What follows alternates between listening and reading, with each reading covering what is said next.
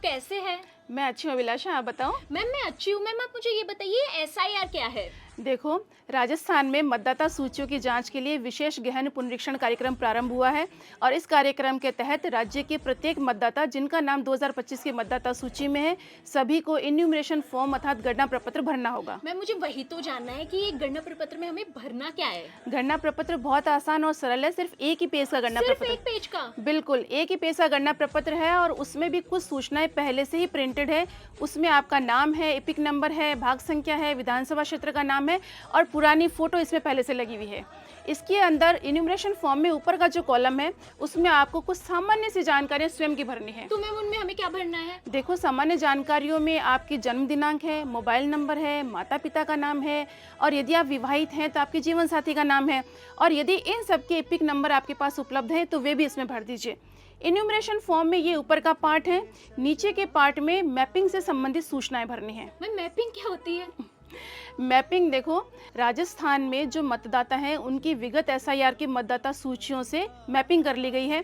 जैसे राजस्थान में विगत SIR 2002 में हुआ था या फिर देश के किसी अन्य राज्य में किसी और समय भी हुआ है, तो यदि उस मतदाता सूची में मतदाता का स्वयं का नाम है, इस स्थिति में इन्यूमरेशन फॉर्म में नीचे के पार्ट में बाएं भाग में वो सभी सूचनाएं भरनी है। तो अगर मैम उसमें मेरा नाम नहीं है तो?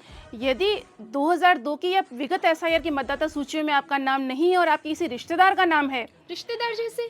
रिश्तेदार जैसे आपके माता पिता, दादा दादी या नाना नानी हो सकते हैं, तो इनकी वो सभी सूचनाएं इसके दाएं कॉलम में भरनी है ताकि आपका उनसे लिंक हो सके।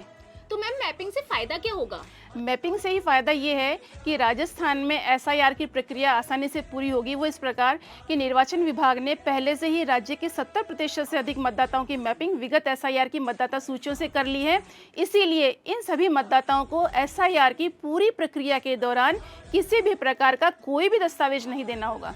वाह मैम, ये तो अच्छा है। तो हम अभी भी मैपिंग करवा सकते हैं? बिल्कुल, आपके घर जब BLO आएंगे 4 नवंबर से 4 दिसंबर के बीच में गणना प्रपत्र भरवाने, तो उनकी मदद से या फिर आप स्वयं भी ECI की वेबसाइट पर, जिसका लिंक CO राजस्थान की वेबसाइट पर भी है, उस पर सभी राज्यों की मतदाता सूचियां अपलोड कर दी गई हैं। आप वहां से भी देख सकते हैं कि विगत SIR में आपका नाम किस सूची में है। तो मैम मेरे पापा आज से 10 साल पहले राजस्थान आए थे, तो क्या उनकी मैपिंग हो सकती है? बिल्कुल, वही वेबसाइट पर जाइए, वहां पर सभी सूचियां अपलोड की गई है, वहां से देखिए और मैपिंग करवाइए।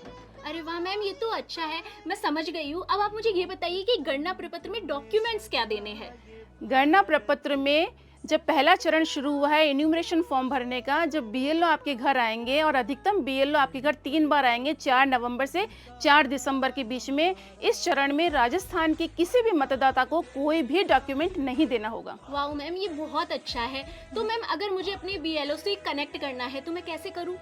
अगर आपको अपने BLO से कनेक्ट करना है तो ECI नेट पर, जो ECI का एक पोर्टल है, उसके ऊपर एक नई सुविधा प्रारंभ की गई है, book A call with BLO। आप अपने BLO को कॉल बुक करें और वो आपको सभी प्रकार की जानकारियां देंगे।